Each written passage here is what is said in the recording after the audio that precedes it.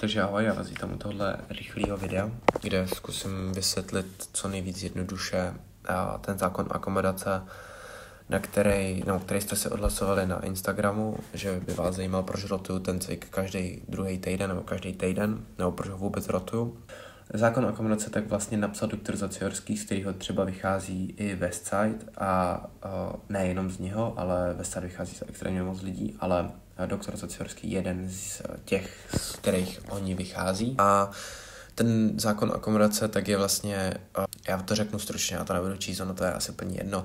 Pokud opakovaně provádím nějaký stejný trénink nebo stejný cvik, tělo si na ní postupně zvykne a ten progres se zpomalí nebo kompletně zastaví. To znamená, že se dostanu do stagnace a přestanu se zlepšovat. Úplně jednoduše vysvětlím, já to vysvětlím vysvětlím to na dotahu, protože ten jsem teďka hodně jel. Když by jsem ten dotah, který jsem jel teďka ve středu, jel další středu, pak další středu, pak další středu, protože každou středu já jedu maxka, ale to je jedno.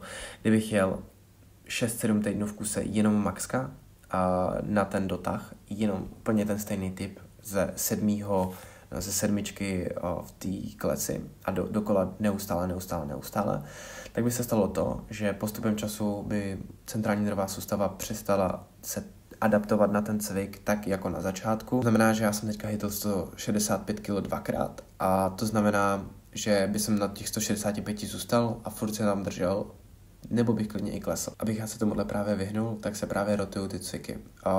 Může se tam používat guma, řetězy, změnit úplně kompletně celý cvik, dát jinačí osu.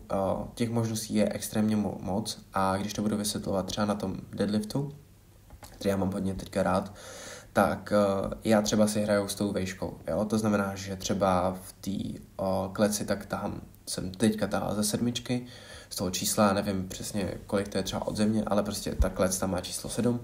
Příště budu tahat třeba z 9, potom třeba z 8, ale dám si pod sebe jeden kotouč a hraju si s tím furt takhle. Nebo třeba přidám gumy, aby ten cvik byl těžký jak dole, tak i nahoře, nebo přidám řetězy, aby zase postupem toho pohybu tak to bylo těžší, nebo kompletně změnit ten cvik. Já díky tomu, že jsem to teďka začal hodně rotovat, tak já jsem šel ze 140 kg na nějakých 165 dvakrát za posledních 5 týdnů. Jo? Je to za posledních 5 týdnů na dotahu s tím, že těch 130 nebylo all time PR, ale all time PR bylo nějakých na deadlift, nějakých 150. Já jsem dal 165 dvakrát, jenom díky tomu, že jsem rotoval, nebo ne jenom díky tomu, že jsem rotoval cviky, ale protože jsem dokázal se nepřetrénovat a dokázal jsem jet furt na 100%.